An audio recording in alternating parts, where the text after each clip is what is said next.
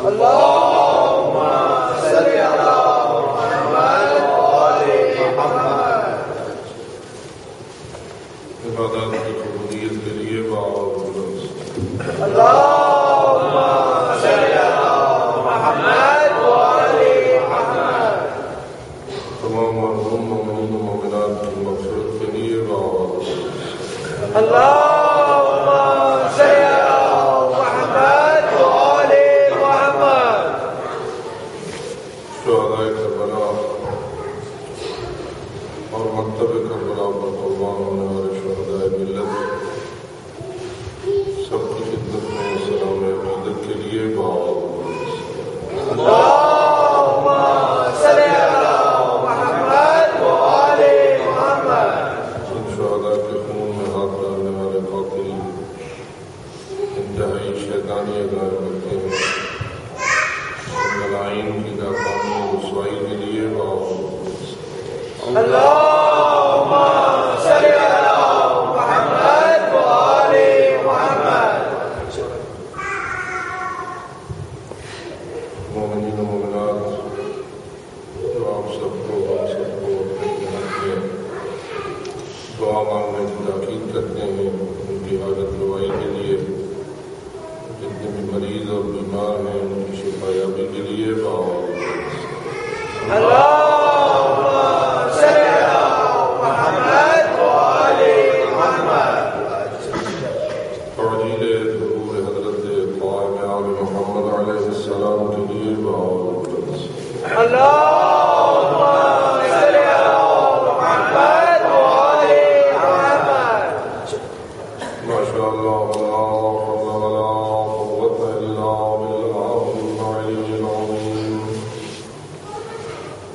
رب اشرح لي صدري ويسر لي أمري واحلل عقدة من لساني يفقهوا قولي. أعوذ بالله من الشيطان اللعين الرجيم. بسم الله الرحمن الرحيم.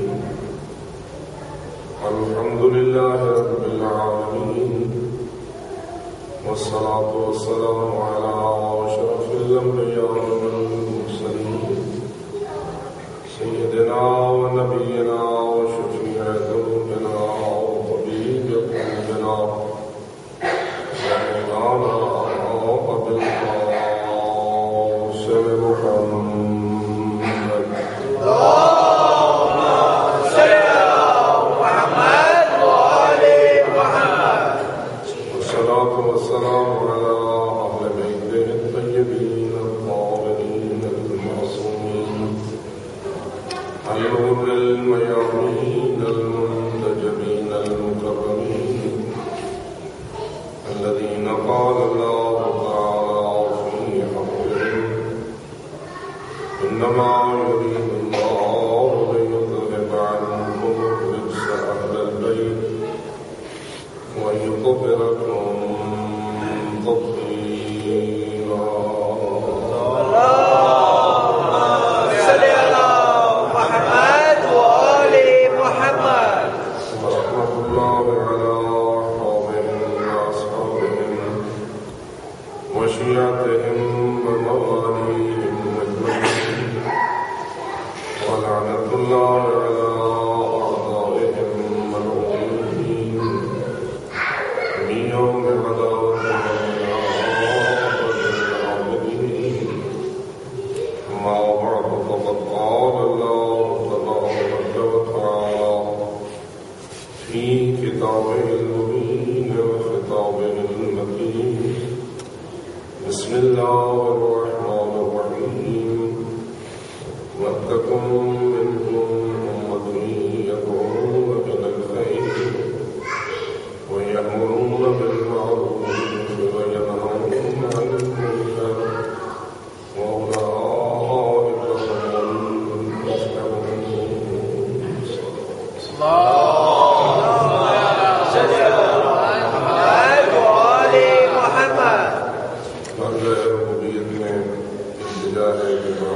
هُمُ الْمُفْلِحُونَ.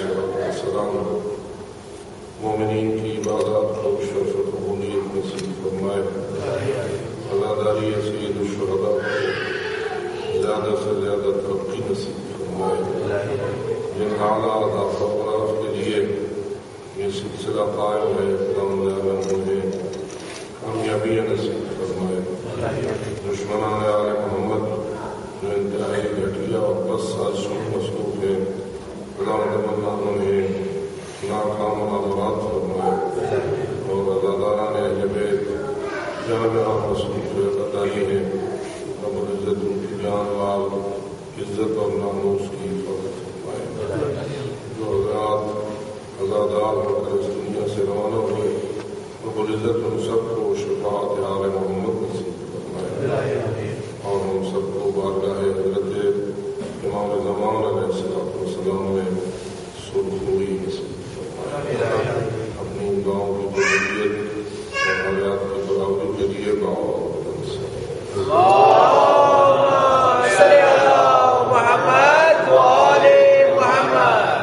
ارشاد رب العزت جو آپ کی خدمت میں تلاوت کرنے میں شرف حاصل ہوتا ہے، اس میں ایک اہم ترین فریضے کی بات قرآن مجید میں بیان فرمائی گئی ہے کہ جس فریضے کے دو پہلو ہیں، ایک اس کا انفرادی ہے اور ایک اس کا اجتماعی ہے۔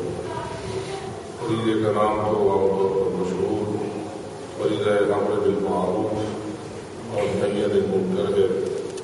یقیناً آپ کی توجہ اس بات کی طرف ہے کہ فروغ دین میں جو عام طور پر بچوں کو ایک فہرست یاد کرائی جاتی ہے، اول نماز، دوسرا روزہ، تیسرے حج، چوتھے زکوٰۃ، پانچویں خمس، چھٹے جہاد، ساتویں تولہ، آٹھواں تقویٰ، اس میں یہ بھی ضرور یاد دلایا گیا ہے کہ ہمارے فرائض میں ایک چیز امر بالمعروف اور نہی عن المنکر بھی ہے۔ آواز بلند سے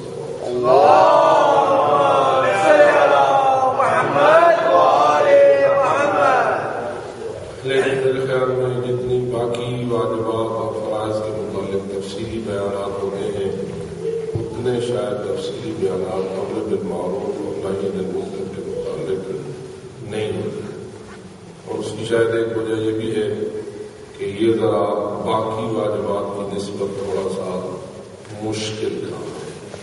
نماز اتنی مشکل نہیں ہے، روزہ بھی شاید اتنا مشکل نہیں ہے، حج کر لینا بھی اتنا مشکل شاید نہ ہو، اس لیے کہ ان تمام واجبات کا تعلق اپنی ذات کے ساتھ ہے۔ لیکن چونکہ امر بالمعروف اور نہی عن المنکر کا تعلق دوسروں کے ساتھ ہوتا ہے، امر بالمعروف ہوتا ہے کسی اور کو معروف کا حکم دینا، نیکی کا حکم دینا، اور نہی عن المنکر کا مطلب ہوتا ہے کسی کو برائی سے روکنا۔ اس کا مطلب یہ ہوا فرض ہم پر ہوتا ہے، لیکن اس کا تعلق دوسروں سے ہوتا ہے، اور دوسروں کو ذرا کچھ کہنا یہ کوئی اتنا آسان کام نہیں ہوتا۔ اتنا ہی جملہ اگلے کا کافی ہو جاتا ہے، تیرا کیا تعلق ہے مجھ سے، میں جانوں اور میری خبر جانے، میں جانوں اور میری آخرت جانے، میں جانوں اور میرا حساب و کتاب جانے، تم کو تمہارا کیا ہمارے ساتھ تعلق ہے۔ جیسے کہ جس معاشرے میں آپ رہتے ہیں، اس میں تو بہت زیادہ اس بات کا خیال رکھا جاتا ہے کہ دوسرے کے امور میں کوئی مداخلت نہیں ہونی چاہیے، لیکن واضح سی بات ہے کہ شریعت نے اور اسلام نے یہ جو امر بالمعروف اور نہی عن المنکر کا فریضہ ہماری گردن میں عائد کیا ہے، یہ فقط اپنے آپ کو کہنے کی بات تو نہیں کہ امر بالمعروف اپنے آپ کو نیکی کہنا، نہی عن المنکر اپنے آپ کو برائی سے روکنا، وہ تو اپنے مقام پر تقویٰ کا دوسرا نام ہے کہ اپنے آپ کو نیکی کا پابند کرنا اور دوسرے برائی سے اپنے آپ کو روکنا اور اپنے آپ کو پابند کرنا، اس بات پر کہ انسان آرام سے مجتنب رہے، یہ تو اپنا کام ہے۔ لیکن جب آتا ہے امر، اس کا مطلب یہ ہوتا ہے کہ دوسرے کو امر دینا، جب آتی ہے نہیں، اس کا مطلب ہوتا ہے دوسرے کو روکنا۔ کیا خیال ہے آپ کا، یہ جو آپ مجلس قائم کرتے ہیں، اس کا تعلق بھی امر بالمعروف اور نہی عن المنکر سے ہوتا ہے یا نہیں؟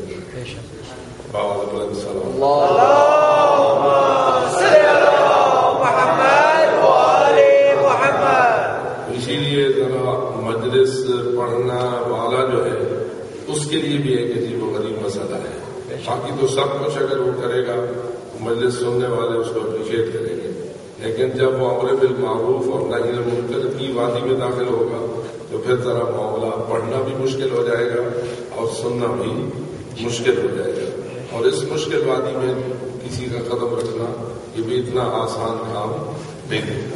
اور ایک بات یہ بھی ہوتی ہے کہ جس کو تم کہنا چاہتے ہو وہ سننا چاہتا ہے، یہ نہیں سننا چاہتا، اور مجلسوں کا آج کل کا جو روح ہے تو اس بات پر موقوف ہے کہ سننے والوں کو کیا پسند ہے.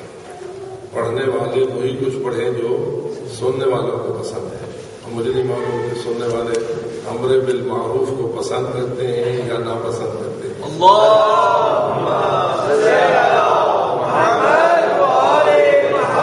انشاءاللہ آپ تو بہت اچھے لوگ ہیں، لیکن عام طور پر ہم بھی دعا کریں. میں کبھی سوچتا ہوں کہ میری زندگی کے تقریباً 40 سال جو ہے وہ اس خدمت میں تقریباً گزر گئے ہیں. مجھے یاد پڑتا ہے کہ سن 69 تھا جب پہلی زندگی کا پہلا عشرہ محرم پڑھنے کا مجھے موقع ملا. 69 سے لے کر اب آپ دیکھ رہے ہیں کہ 11 ہو گیا ہے. 40 سال سے بھی 10 سال آگے بڑھ گیا ہے. اللہ نے توفیق دی، ہم زندگی کافی سے گزار رہے تھے اور لاکھوں عوام کے ساتھ رابطہ بھی رہا. لیکن ہمارا بھی اکثر تجربہ یہی رہا ہے کہ امر بالمعروف ذرا مشکل ہے، نہی عن المنکر اس سے بھی زیادہ مشکل ہے. یعنی نماز کی بات کہنا اتنا مشکل نہیں جتنا کسی کو برائی سے روکنا مشکل ہے. مگر کسی کو کہا جائے کہ جھوٹ مت بولو بڑا آسان نہیں ہے، اور اگر کسی اہل ممبر کو کہا جائے کہ جھوٹ مت بولو وہ تو بہت زیادہ مشکل ہے. بابا سے بلند سلام.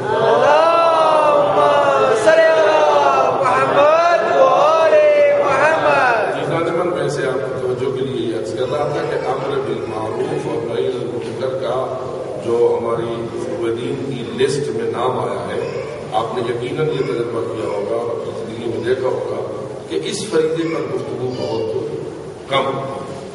لیکن ادھر میں دیکھتا ہوں کہ حسینیت کی بنیاد ہی امر بالمعروف اور نہی عن المنکر ہے.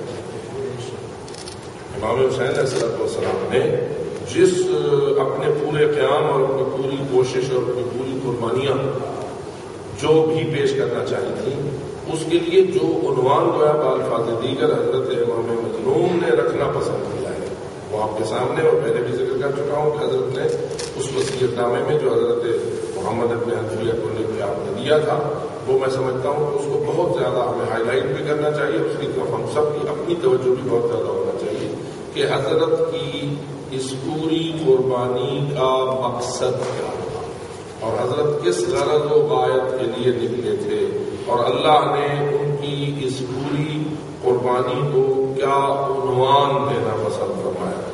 اس کی سرخی کیا تھی، اس کا عنوان کیا تھا، اس کا نام کیا تھا. وہ آپ جانتے ہیں کہ حضرت نے پہلے تو کہا کہ انی لم اخرج عشرا ولا بطرا ولا مفسدا ولا ظالما. یعنی ایک زمانہ شاید آئے کہ کچھ یہ کہیں کہ حسین باغی تھا اور حسین نے بغاوت کی اور فساد پھیلایا، اور واضح ہے کہ جو بغاوت ہوتی ہے اس کا دوسرا نام فساد ہوتا ہے. جو بغاوت کرتا ہے وہ معاشرے میں فساد پھیلانے کے لیے نکلتا ہے، وہ فتنہ پرور شخص ہوتا ہے. اور یہی وجہ ہے کہ لفظ بغاوت جہاں واقع ہو وہاں باغی کو اسلام نے بھی واجب القتل قرار دیا ہے. آپ دیکھیں کہ حضرت امیر المومنین علی ابن ابی طالب علیہ السلام کا جو سلسلہ زندگی ہے اس کے 4 دور ہیں. تھوڑی سی توجہ کرنا دلانا چاہتا ہوں. اور بلند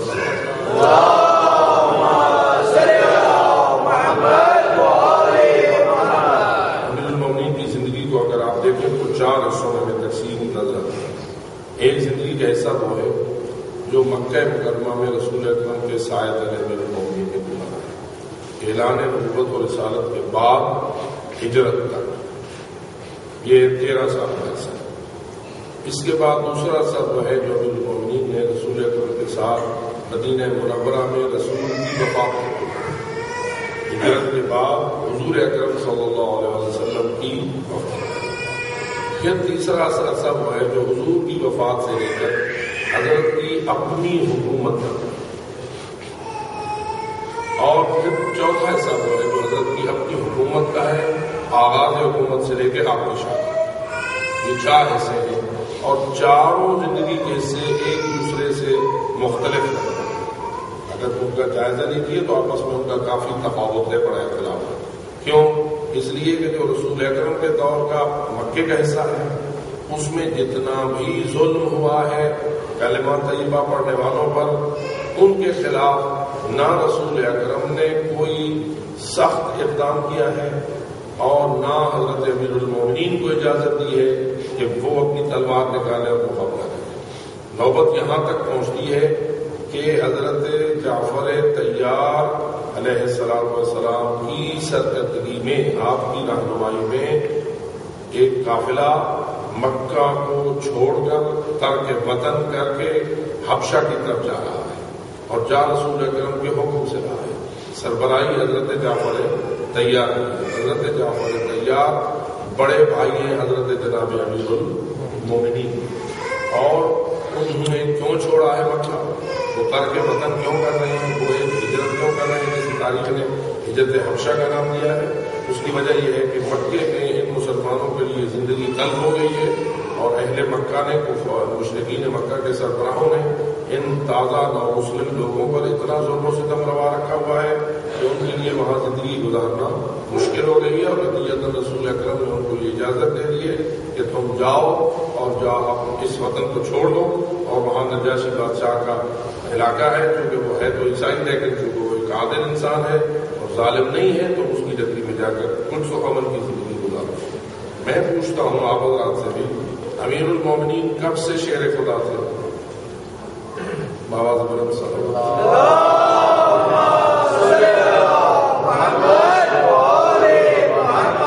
پھر ہم حضرت امیر المومنین کو شیر خدا مانتے ہیں؟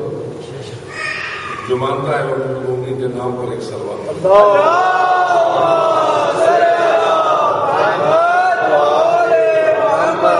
امیر المومنین کب سے شیر خدا تھا؟ تو تاریخ تو بتائیے، ابتدا سے، ٹھیک ہے، وہ ابتدا سے ہی شیر ہے، وہ شیر خدا موجود ہے۔ شیر خدا کا بڑا بھائی وطن چھوڑنے پہ مجبور ہے، بمائے اہلو عیال میں۔ یقیناً شاید آپ کے علم میں ہے کہ حضرت عبداللہ ابن جعفر جو شوہر ہوئے حضرت جناب زینب کبریٰ سلام اللہ علیہ کے، ان کی ولادت وہاں حبشہ میں ہوئی۔ ان کی ولادت کہاں ہوئی؟ حبشہ میں ہوئی۔ بال بچوں سمیت، اہل و عیال سمیت حضرت جعفر طیار کو مکہ چھوڑنا پڑا، اور باقی بھی ساتھ اپنے افراد تھے۔ ایک سوال پیدا ہوتا ہے کہ علی کیسے شیر خدا کہ بڑا بھائی بمائے دیگر نو مسلم جماعت کو مکہ چھوڑنے پہ مجبور ہے، اور شیر خدا کچھ نہیں کرتے؟ کیا امیر المومنین کی شجاعت اتنی تھی کہ وہ مکے کے مشرکین کی سرکوبی کر لیتے؟ ابو جہل، ابو لہب، اس قسم کے لوگوں کی جو سزائیں دیتے تھے، تلخیاں سختیاں کرتے تھے مسلمانوں پر، کیا ان کی سرکوبی کرنے جتنی شجاعت امیر المومنین کے پاس حیثیت شیر خدا کی تھی یا نہیں؟ ہمیں کیا ماننا چاہیے؟ ٹھیک، لیکن اس کے باوجود آپ نے وہ شجاعت اس معنی میں استعمال نہ کی، نتیجتاً ہجرت ہوئی، حضرت جعفر طیار کر کے وطن جا کے میں اپنے دیگر جماعت مسلمین کے چلے گئے اور وہاں حبشہ میں رہے، اور واپس تب آئے حضرت جعفر طیار جب خیبر فتح ہوا۔ مجھے ایک روایت یاد ہے کہ حضرت رسالت مآب صلی اللہ علیہ وسلم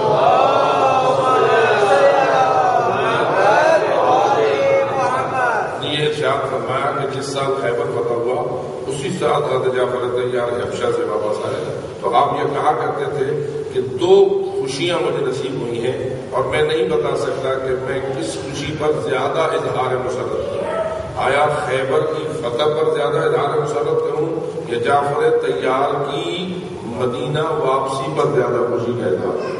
اس کا مطلب یہ ہوا کہ کتنا قابل مسرت بات تھی حضرت رسالت مآب کے لیے حضرت جعفر طیار کا حبشہ سے واپس آنا۔ پھر جانے سے رسول اکرم کتنے مغموم ہوں گے؟ جب حضرت گئے تھے تو مغموم تو تھے، اور علی جیسا شیر خدا رسول کے پاس موجود تھا، لیکن شیر خدا کو یہ اجازت نہ ملی کہ وہ سرکوبی اپنی تلوار کے ذریعہ کرنے کی طرف قدم بڑھائیں۔ بس معلوم ہوا کہ ہمیں سمجھنا ہوگا کہ شیر کون ہوتا ہے اور شیر خدا کون ہوتا ہے۔ ایک ہوتا ہے شیر اور ایک ہوتا ہے شیر خدا. آپ کو شیر تو بہت سارے ملیں گے جن کو کہا جائے گا فلانا شیر ہے, لیکن شیر خدا کس کو کہا جاتا ہے؟ فقط مولا علی کو. کیوں؟ آپ سے شیعہ ہونے کے ناطے سے سوال ہو سکتا ہے کہ بھی آپ شیر خدا کو کہتے ہیں مولا علی کو, اور اگر آپ کو کہا جائے کسی اور کے بارے میں کہو شیر خدا تو آپ کہیں گے نہیں, ہم کسی کو شیر تو مان لیں گے لیکن شیر خدا والی بات ہم سوائے نہیں کیا اور کسی کے لیے نہیں مانیں گے. تو پھر آپ سے بھی یہ سوال ہو سکتا ہے کہ شیر خدا کی آپ تعریف تو کریں, کیا ہوتا ہے شیر خدا, تاکہ پتہ چلے کہ فقط علی ہی شیر خدا ہے اور کوئی شیر خدا نہیں ہے. تو اس کا مختصر جواب دیتا ہوں بآواز بلند صلوات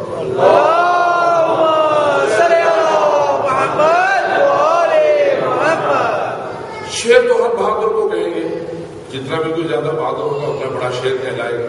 ہمارے پاکستان کے پیپلز پارٹی والوں نے بہت بڑا نعرہ ایجاد کیا تھا اپنے چیئرمین کے بارے میں کہ بھٹو سادہ شیر, یعنی وہ شیر تو ہے لیکن شیر خدا کون ہوتا ہے؟ شیر خدا وہ ہوتا ہے جو اپنی خداداد شجاعت کو اس کے لیے وقف کر دے جس نے اسے شجاعت عطا فرمائی.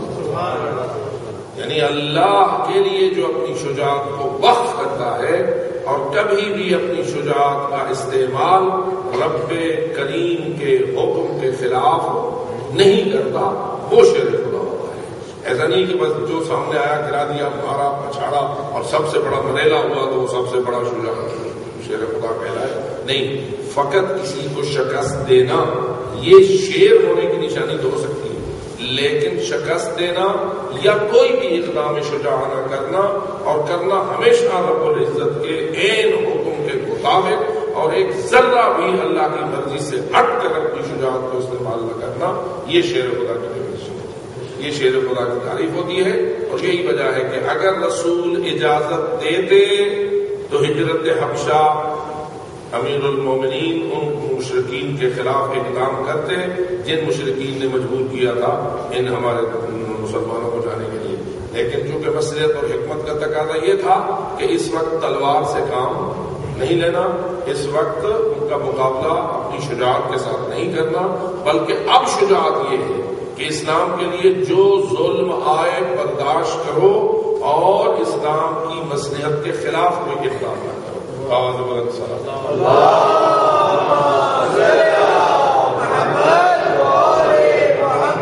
لیکن اب آئیے, جب رسول اکرم ہجرت کر کے مدینہ منورہ آ گئے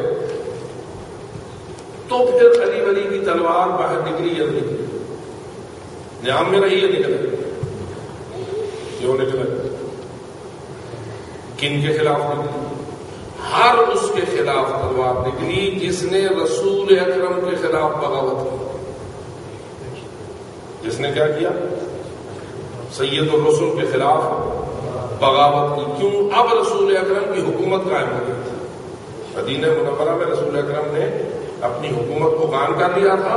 اب جو بھی کوئی اس حکومت کے خلاف اقدام کرتا تھا وہ باغی ہوتا تھا, اور جو باغی ہوتا تھا اس کے خلاف تلوار کا استعمال کرنا جائز ہو جاتا ہے.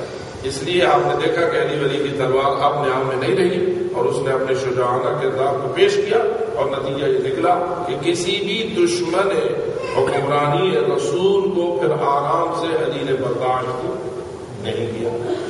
جب رسول اکرم کی وفات ہو جاتی ہے تو علی کی تلوار میدان میں داخل ہو جاتی ہے. عجیب ہے علی مولا کے جملے جو رحمۃ اللہ میں آپ نے ہمیشہ سنے اور پڑھے ہوں گے کہ ارا ترا سینا, میں اپنی میراث کو لٹتا ہوا دیکھ رہا تھا. فی العین قدن و فی الحلق شجر, میری کیفیت اضطراب یہ تھی جیسے کسی کے آنکھوں میں کانٹے چپ گئے ہوں یا کسی کے گلے میں لقمہ اٹک گیا, اور میں اتنا مضطرب اور پریشان تھا اور سوچ رہا تھا کہ میں کیا کروں. اب حضرت کے جملے ہیں ان اصول بیت جزا او اصبر علی تخیت العمیاء, کیا میں اس سنگین ترین صورت حال پر صبر کروں یا میں تلوار لے کر دشمنوں کے مقابلے میں اٹھ کھڑا ہوں, جبکہ میرے ساتھ کوئی یار و مددگار نہیں ہے. ایسا ہے جیسے کہ میرے بازو کٹ چکے ہوئے ہیں اور میں تنہا اکیلا رہ گیا ہوا ہوں اور لے کے تلوار میں مخالفین کے خلاف اٹھ کھڑا ہوں. ایک راستہ میرے پاس یہ ہے دوسرا راستہ یہ ہے کہ جیسی بھی مشکلات آئیں ان سخت ترین مسائل کا مقابلہ میں صبر کے ساتھ کروں. پھر حضرت فرماتے ہیں فرأیت ان الصبر علی ھذا احجا، میں نے اس وقت یہ جائزہ لیا اور میں نے یہ فیصلہ کیا کہ ان حالات میں تلوار کا راستہ زیادہ مفید نہ ہوگا، صبر کا راستہ زیادہ مفید ہوگا. فرأیت ان الصبر علی ھذا احجا فصبر، میں نے صبر کیا اور اتنا لمبا عرصہ صبر کیا کہ بچے جوانیوں کو پہنچ گئے اور جوان بڑھاپے کو پہنچ گئے. 25 سال مسلسل امیر المومنین نے اپنی تلوار کو نیام میں رکھا. اور آپ ذرا غور کریں، یہ کوئی معمولی ہے صبر کہ دروازے پہ زہرا کی چیخیں نکل رہی ہوں اور علی حیدر کرار گھر میں موجود ہوں؟ کیا ایسے حالات میں صبر کرنا آسان ہے؟ اس کو شجاعت کہتے ہیں، اس کو شیر خدا کہتے ہیں کہ چونکہ ایسے حالات میں حکم الہی یہی تھا اور نصیحت و وصیت حضرت رسالت پاک صلی اللہ علیہ وآلہ وسلم بھی یہی تھی. اور آج آپ اگر اس پہ جائزہ لیتے ہیں تو بالآخر آپ اس نتیجے پہ پہنچنے کہ امیر المومنین کا اس وقت تلوار اٹھانا وہ فائدہ نہ دیتا، حتیٰ کہ اگر آپ شہید بھی ہو جاتے تو اس وقت علی حیدر کرار کی شجاعت اور حضرت کی شہادت وہ فائدہ نہ دیتی جو کربلا میں امام حسین علیہ السلام کی شہادت نے فائدہ دیا ہے. شہادت کا بھی اپنا ایک وقت ہوتا ہے، اس کی بھی اپنی تاثیر ہوتی ہے، اس کی بھی اپنی حکمت اور مصلحت ہوتی ہے. یہی وجہ ہے کہ حضرت امیر المومنین نے اس وقت تلوار کو نیام میں رکھا اور سب کی تلوار کے ذریعہ مشکلات کا مقابلہ کیا. لیکن پھر سوال پیدا ہوتا ہے کہ آخر میں جب اپنی حکومت بن گئی اور آپ کی بیعت ہو گئی تو پھر آپ کی تلوار نیام میں اس طرح باہر آئی کہ آپ اپنے مقابلے والے امیر شام کو یہ کہتے تھے کہ یاد رکھ وہی بازو ہے اور وہی ہاتھ ہے اور وہی تلوار ہے جس کے ذریعہ میں نے جنگ بدر میں تیرے ماموں اور تیرے نانوں کا سر قلم کیا تھا. نہ میرے بازو کی طاقت میں کوئی کمزوری ہوئی ہے اور نہ میرے تلوار کی دھار میں کوئی کندی آئی ہے. ایسا کیوں یا آئی؟ اب پھر تو تلوار نیام سے باہر آ گئی ہے. تو جواب یہ ہے کہ اب لوگوں نے علی کی حکومت کے خلاف بغاوت کی ہے. علی مولا کی حکومت کے خلاف بغاوت کی ہے. اب جب بغاوت کی ہے تو کیا خیال ہے، باغی کو قتل کرنا جائز ہوتا ہے یا نہیں؟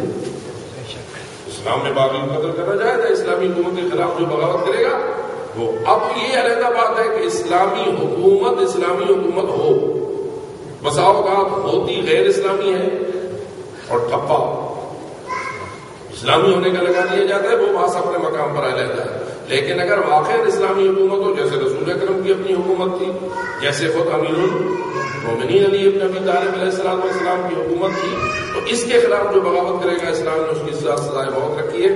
اگر آپ پریشان نہیں ہیں تو باوجود بلند صلوات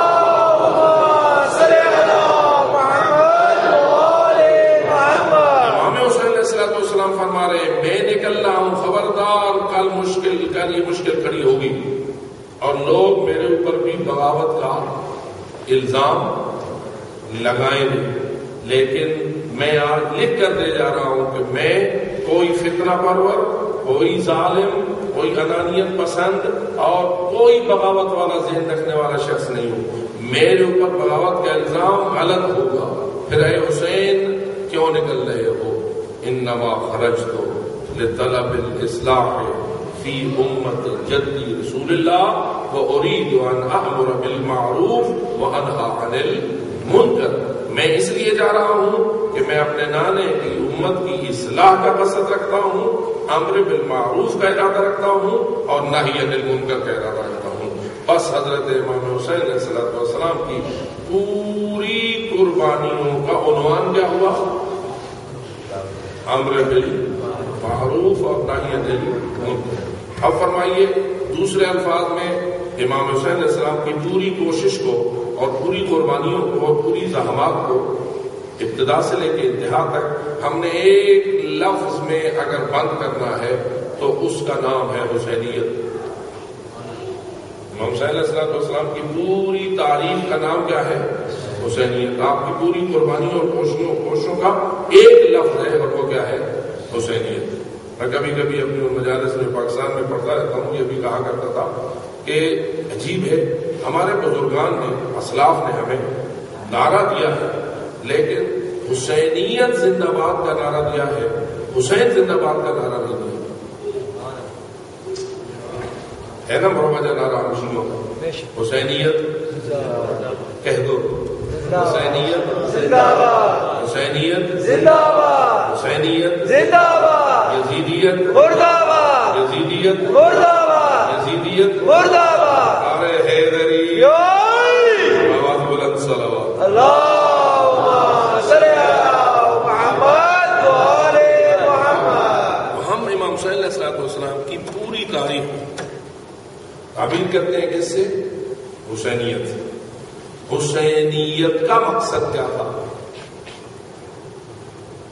امر بالمعروف و نہی عن المنکر۔ اس حسینیت کا اس وقت جو ہمارے یہاں مراسم حسینیت مرتب ہیں، ان میں سب سے اہم ترین رسم ہے مجلس کی۔ دو چیزیں ہیں جو عام طور پر ہمارا، ایک ہے مجلس، ایک ہے جلوس۔ ایک ہے مجلس اور ایک ہے جلوس۔ جلوس کی اپنی اہمیت ہے، مجلس کی، یہ دونوں حسینیت کے لیے، حسینیت کے مسئلہ، ان دونوں کا مقصد بھی وہی ہے جو حسینیت ہے، لیکن ان دو میں ایک بنیادی فرق ہے۔ توجہ کے لیے آپ سے عرض کر رہا ہوں، آواز بلند صلوات۔ اللہم صلی علی محمد و آل محمد۔ اس کو اگر مختصر تعبیر کرتا ہوں تو یہ مجلس ہے اپنوں کی اصلاح کے لیے، جلوس ہے دوسروں کی اصلاح کے لیے۔ سبحان اللہ، سبحان اللہ، ماشاء اللہ۔ ہے اصلاح، انما خرجت لطلب الاصلاح فی امت جدی رسول اللہ، میں اپنے نانے کی امت کی اصلاح کر رہا ہوں۔ اب ہمارے اسلاف نے جو مراسم عزاداری تجویز کی ہیں، ان کا ایک فلسفہ، ان کی ایک حکمت، ان کی ایک لاجک، وہ آپ جیسے بزرگان و برادران کے سامنے عرض کر رہا ہوں، میں اپنا فریضہ سمجھتا ہوں۔ مجلس ہے اس کے لیے اپنوں کی اصلاح کے لیے، اور جلوس ہے دوسروں کی اصلاح کے لیے۔ مجلس ہے اپنوں کو امر بالمعروف و نہی عن المنکر کرنے کے لیے، اور جلوس ہے دوسروں کو امر بالمعروف و نہی عن المنکر کرنے کے لیے۔ بس مجلس میں بھی اسی طرح مجلس قائم ہونی چاہیے کہ یہ مقصد پورا ہو، اور جلوس بھی اسی انداز کا ہونا چاہیے کہ وہ مقصد پورا ہو۔ ہمارے ہاں چونکہ مجلسوں کی باغ ڈور بھی ایسے لوگوں کے ہاتھ میں اکثر چلی گئی ہے جو مجلس جانتے ہیں، مقصد مجلس سے کم آشنا ہے۔ جلوس کی باغ ڈور تو اس سے بھی زیادہ ایسے لوگوں کے ہاتھوں میں چلی گئی ہے جو جلوس جانتے ہیں لیکن مقصد جلوس سے آشنا اتنے نہیں ہیں جتنے انہیں ہونا چاہیے۔ اب جب سے یہ صورتحال بنی ہے، اس وقت سے ہم اپنے مقاصد کے حصول میں اتنے کامیاب نہیں ہو رہے ہیں جتنا ہمیں کامیاب ہونا چاہیے۔ میں متوجہ کرنا چاہ رہا ہوں، ہمیشہ حالات و واقعات کے مطابق ہوتی ہیں پالیسیاں، حکمت عملی کا انتخاب حالات سے ہٹ کے نہیں۔ جیسے کہ میں نے آپ کو حضرت امیر المومنین کی زندگی کے 4 ادوار ایک دوسرے سے مختلف عرض کیے، تو آپ نے دیکھا کہ کیوں تلوار نیام میں رہی، کیوں تلوار نیام سے باہر نکلی، پھر کیوں تلوار نیام میں چلی گئی، پھر کیوں باہر آ گئی۔ جیسے جیسے حالات بدلے ویسے ویسے علی مولا کی حکمت عملی میں بھی تبدیلی آتی گئی۔ اور علی کن ادوار میں شیر خدا تھے؟ ان 4 دوروں میں سے ہر دور میں شیر خدا تھے، یا کبھی تھے اور کبھی نہیں تھے؟ مکی دور میں بھی شیر خدا تھے، پھر مدنی دور میں بھی شیر خدا تھے، پھر ان 3 ادوار میں بھی شیر خدا تھے، پھر اپنے دور میں بھی شیر خدا تھے۔ شیر خدا تو اور حالت میں ہے، لیکن شیر خدا کیسا شیر خدا ہے؟ کبھی تلوار نیام میں ڈال کر شیر خدا ہے، اور کبھی تلوار نیام سے بہر رکھ کے شیر خدا ہے، کبھی دوسروں کو قتل کر کے شیر خدا ہے، کبھی ظلم سہ کے شیر خدا ہے۔ سبحان اللہ، سبحان اللہ۔ اپنے مقام پر قابل غور ہے۔ بس اس لیے ہم یہ نہیں، اسی طرح آپ اگر آگے چلے جائیں ائمہ خدا علیہ السلام کی سیرت طیبہ کو ایک ایک کو جائزہ لیتے جائیں تو یقیناً ہر ایک پر آپ کو یہ اصول اور یہ فارمولہ فٹ نظر آئے گا کہ جیسے جیسے حالات تھے ویسے ویسے ائمہ نے اپنے اہداف کے اصول کے لیے حکمت عملی کا تعین کیا. حضرت امام حسن علیہ السلام نے مخالفین سے صلح کا راستہ اپنایا، امام حسین علیہ السلام نے مخالفین کے سامنے ڈٹ کر شہادت کا راستہ اپنایا. اب یہاں ذرا تھوڑا سا یوں دیکھ لو، اگر امام حسن کی جگہ امام حسین ہوتے تو کیا کرتے؟ اگر امام حسین کی جگہ امام حسن ہوتے تو کیا کرتے؟ آپ کا ایمان کیا کہتا ہے؟ یعنی اگر حضرت امام حسین کا زمانہ وہ ہوتا جو امام حسن کا تھا، جیسے امام حسن نے صلح کی تھی امام حسین بھی صلح کرتے یا نہ؟ میں کبھی کبھی دیکھتا ہوں بعض تجزیہ نگار حسنین شریفین کے بارے میں یوں ہمارے غیر دوست جو ہیں وہ یہ کہتے ہیں امام حسن بڑے سلوجو اور ٹھنڈے مزاج کے تھے، امام حسین بڑے سخت اور گرم مزاج کے تھے. آپ حسنین شریفین کی تعریفیں تو ادھر بھی ہوتی ہیں جہاں زیادہ اللہ چلتا ہے. بابا زبلند صاحب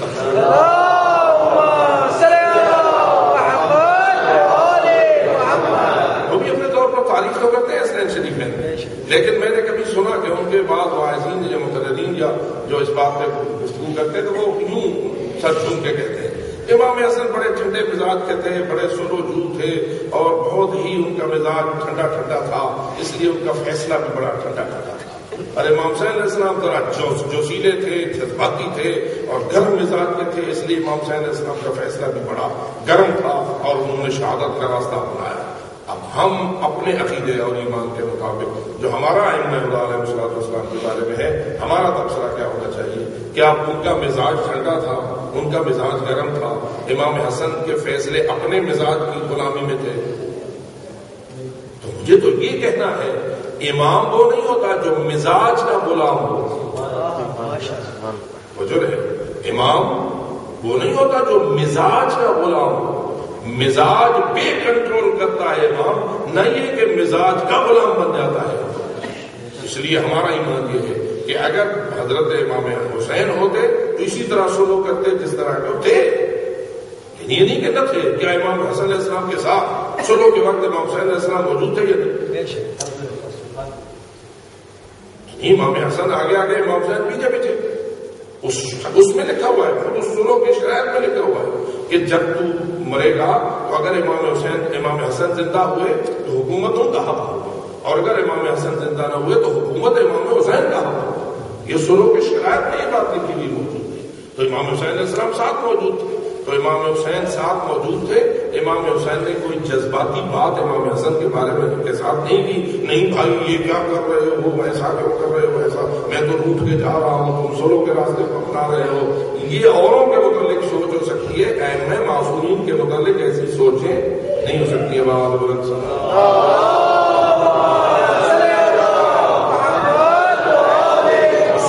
کہنا پڑتا ہے کہ دراصل حکمت کا تقاضا یہی تھا، حکمت کا تقاضا یہی تھا کہ حضرت امام حسن علیہ السلام کے زمانے کے حالات چاہتے یہی تھے کہ حضرت اس وقت سلوک کا راستہ اپنائیں تاکہ امت مسلمہ کو پتہ چلے کہ یہ جس کے ہاتھ میں تم اتنے ہو گئے ہو ہیلے ڈھالے، اور میں جنگ کے لیے کہتا ہوں تم جنگ کے لیے نہیں اٹھتے ہو اور الٹا بک گئے ہو اس کے ہاتھ میں، ذرا تمہیں پتہ تو چلے کہ اس کے اندر کیا چھپا ہوا ہے.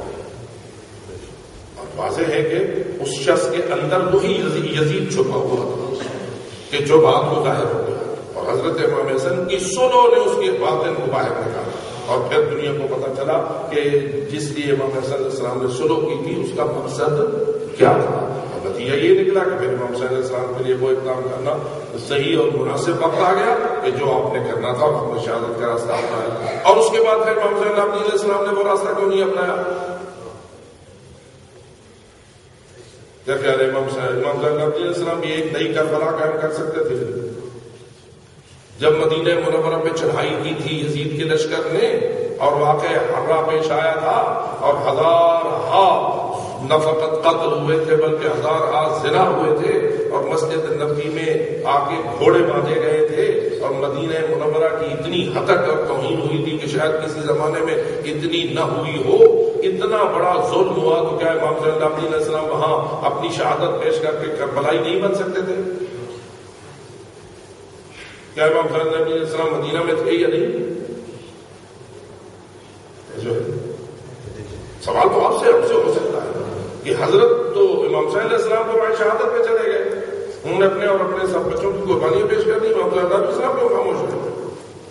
تو معلوم ہوتا ہے نہیں، بعد از کربلا ائمہ خدا علیہ السلام نے نئی کربلا قائم کرنے کی ضرورت محسوس نہیں کی، بلکہ بعد از کربلا ائمہ کی حکمت عملی یہ رہی ہے اسی کربلا کے ذکر کو زندہ رکھ کے مقصد کے حصول میں کامیابی ہو سکتی ہے. جس کو آپ حسینیت کہتے ہیں، جس کو آپ عزاداری کہتے ہیں، وہ اس وقت سے شروع ہوئی ہے. بانی عزاداری اور بانی حسینیت ہیں حضرت جناب امام زین العابدین علی بن الحسین علیہ السلام. وہی لے کے آج تک آپ چل رہے ہیں اور اسی کا فیض ہے کہ جس کے نتیجے میں اصلاح امت بھی ہو رہی ہے، امر بالمعروف بھی ہو رہا ہے اور نہی عن المنکر بھی ہو رہا ہے.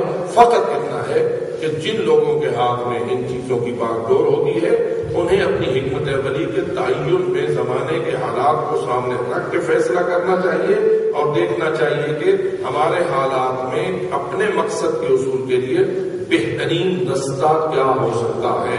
باوجود بلند صاحب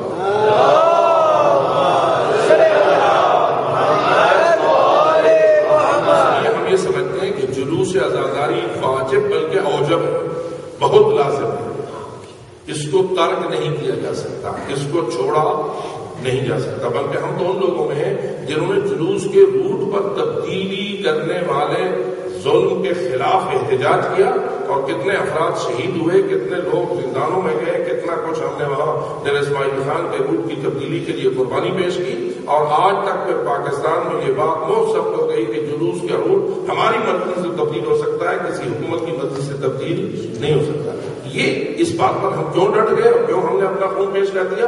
اس لیے کہ ہم جانتے تھے کہ جلوس کو کسی اور کے اختیار میں دینے سے ہمارا مقصد فوت ہو جائے گا. جلوس کے اوپر کسی اور کا ہولڈ اگر ہو جائے گا، غیروں کا اگر ہولڈ ہو جائے گا تو ہمارا مقصد فوت ہو جائے گا.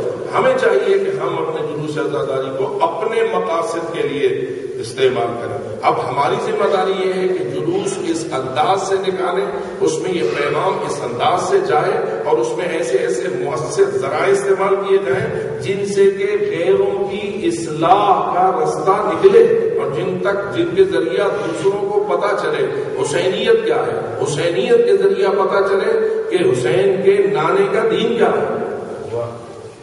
کیا فرمایا حضرت امام حسین علیہ السلام نے اپنے نانے کے دین کے لیے قربانی دی ہے یا نہیں؟ یہ جو مشہور ہے کہ ان کان دین محمد لم یستقم الا بقتلی فیا سیوف خزینی، یا یہ جو مشہور ہے کہ ربائی ہو گئی ہے جو پورے عالم میں مشہور ہوئی ہے، شاہ حسن حسین، بادشاہ حسن حسین، دین حسن حسین، دین پناہ حسن حسین، سردار نداد دست در دست یزید حقا کے بنائے لایا حسن حسین. یعنی امام صلی اللہ علیہ وسلم نے اس لیے یہ ساری قربانی پیش کی، بیعت کا انکار کیوں کیا، قربانی کا راستہ کیوں اختیار کیا؟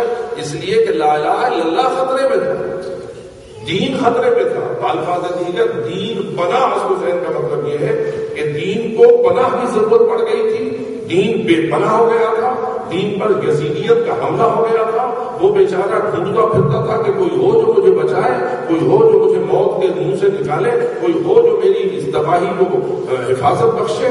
تو اس وقت حضرت امام حسین علیہ السلام نے اپنا خاندان آگے بڑھایا اور اپنی قربانیوں کو آگے بڑھایا اور دین کو گویا ایسی پناہ دے دی کہ جس کے بعد پھر کوئی یزیدیت دین کو بے پناہ کرنے میں کامیاب نہیں ہوئی اور نہ ہوگی. تو اس لیے ہمیں اس پہلو کی طرف توجہ رکھنا چاہیے. میں اس لیے آپ کی خدمت میں یاد کروں، آپ بلو چند افراد ہیں لیکن اہل فکر ہیں، آپ کو یہ پیغام آگے بڑھانا ہے اور 1 سے 2، 2 سے 10، 10 سے 20 تک پہنچتا ہے یہ پیغام. اور اسی طرح یہ سلسلہ آگے بڑھتا ہے کہ جلوس عزاداری پر جن لوگوں کا ہولڈ ہے اور جن لوگوں کی گرفت ہے، جن کے ہاتھ میں اس کا باغڈور ہے، وہ آیا اس میں کوئی ایسی مؤثر ترین چیزوں کو شامل کرے یا نہ کرے جس کے ذریعہ پیغام رسانی میں آسانی ہو اور دین کا پیغام ان لوگوں تک پہنچے جو دین کو نہیں جانتے.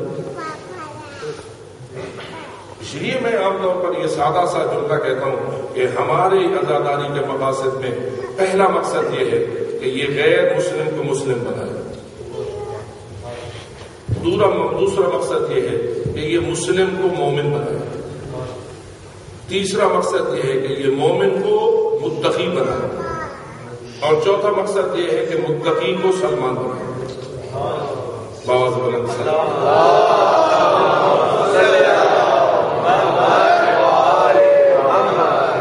یہ میں نے چھوٹا سا ایک چیپٹر آپ کے سامنے رکھ دیا ہے. آپ صاحبان فکر ہیں. آپ اپنی تمام مراسم پر جتنے بھی آپ کے اس وقت زیر عمل ہیں ان پر جائزہ لیں. کیا ہم غیر مسلم کو مسلم بنانے کی کوشش میں کامیاب ہو رہے ہیں یا نہیں ہو رہے؟ کیا ہم مسلموں کو مومن بنانے میں کامیاب ہو رہے ہیں یا نہیں ہو رہے؟ کیا ہم مومنوں کو متقی بنانے میں کامیاب ہو رہے ہیں یا نہیں ہو رہے؟ کیا ہم متقیوں کو اور زیادہ باطبع بنا کر سلمان و ابو ذر کی منزل کی طرف لے جانے میں کامیاب ہو رہے ہیں یا نہیں ہو رہے؟ اور اگر ہو رہے ہیں تو سبحان اللہ، اپریشیٹ، شاباش، اللہ آپ کو جزائے خیر دے. اور اگر نہیں ہو رہے تو کیا کریں؟ سو جائیں یا اس پہ غور کریں، جائزہ لیں. میں حیران ہوتا ہوں، آپ کے جلوس نکلتے ہیں، ایک انگلش کا بھی اگر کوئی آپ نے بینر اٹھایا اور نہیں ہے تو لندن میں جلوس نکالنے کا کیا فائدہ؟ آپ اپنی زبان میں نوحے پڑھیں، خاتم کریں، اگلوں کو پتہ چلے گا یہ سینہ پیٹنا جانتے ہیں اور کچھ پتہ نہیں کہ یہ کیوں ہے. بھائی امام صلی اللہ علیہ وسلم کا پیغام پہنچاؤ.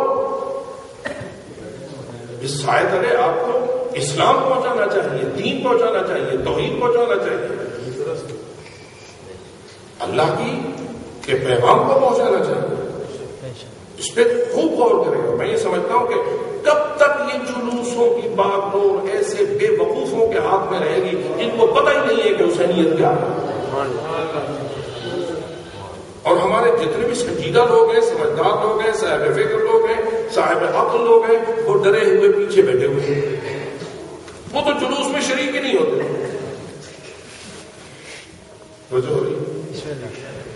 بہت شاید مجھ سے زیادہ بہتر آپ جانتے ہوں گے کہ آپ کے سنجیدہ، سمجھدار، عقل مند، صاحب فکر، تعلیم یافتہ افراد شوق کے ساتھ جلوس میں جاتے ہیں. اور اگر نہیں جاتے ہیں تو کیوں؟ اور جہاں تک تعلق ہے اس میں جو کچھ ہوتا ہے اس کو آیا کبھی اس نظر سے دیکھتے ہیں کہ ان تمام ہماری حرکات و سکنات و اقدامات کی تاثیر کیا جا رہی ہے؟ تو میں تو پھر ایک اپیل کروں گا کہ یہ اصلاح امت کے لیے ہے.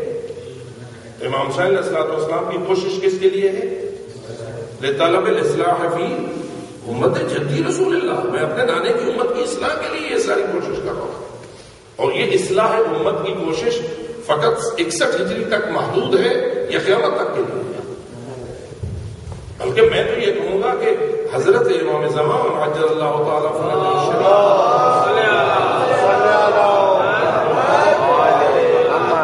کا ظہور پاک اور آپ کی تشریف آوری اور آپ کی فرج بھی اسی لیے، وہ بھی اصلاح امت کے لیے. ظلم کی بے حدنی، عدل کا قیام، یہی امام زمانہ عجل اللہ تعالیٰ فرج اور شریف کی نشانی ہے. یہ ان کی علامت ہے، یہ ان کا ہدف ہے، یہ ان کا مقصد ہے. تو اس لیے ہمیں ایک تو اس پہلو پہ جلوس کے حوالے سے نظر غائب کرنا چاہیے. اور جتنا کچھ ہم کر سکتے ہیں، قطرہ قطرہ دریا میں شبد، آپ ہر سال ایک قطرہ آگے بڑھائیں، یقیناً کچھ عرصے کے بعد بہت زیادہ اس میں ہو جائے گا، مؤثر ترین پہلو ہو جائے گا. اور جو کر رہے ہیں خدا ان کو جزائے خیر دے. اور اس کی کامیابی کے لیے بابا بلند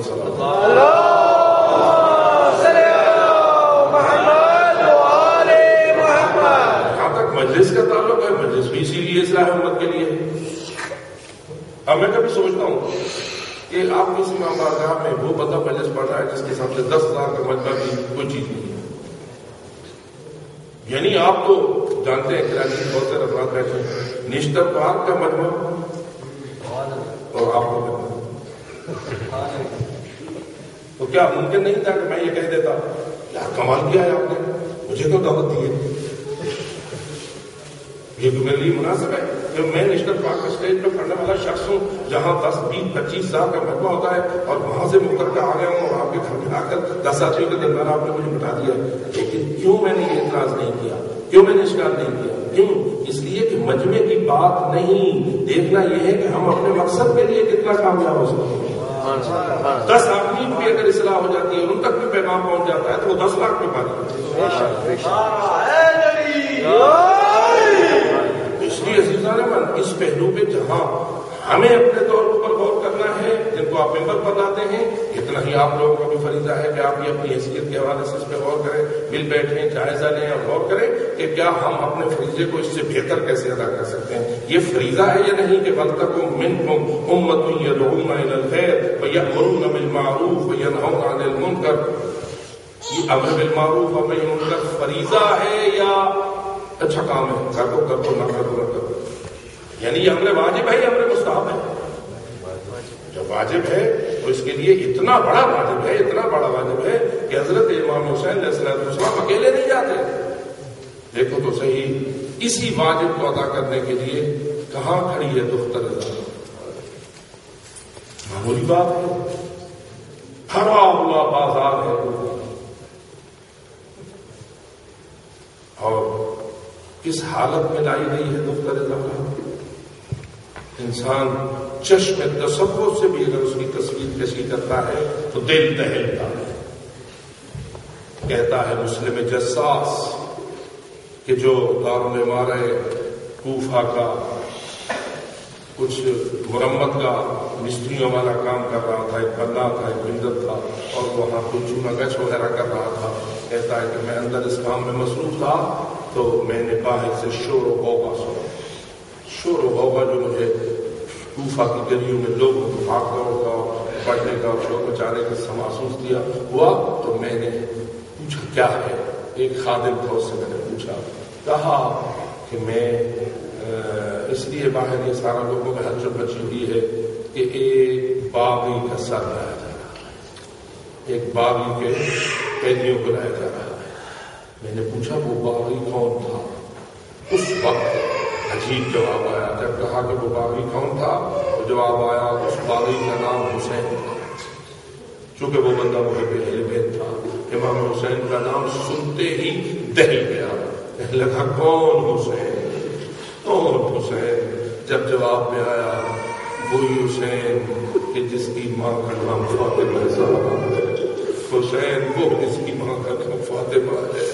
جب یہ بات سامنے آئی وہ کہتا ہے میں تو اپنے دل میں ہی انتہائی ملال کا شکار ہوا, لیکن جانتا تھا کہ وہ خادم دشمن اہل بیت ہے.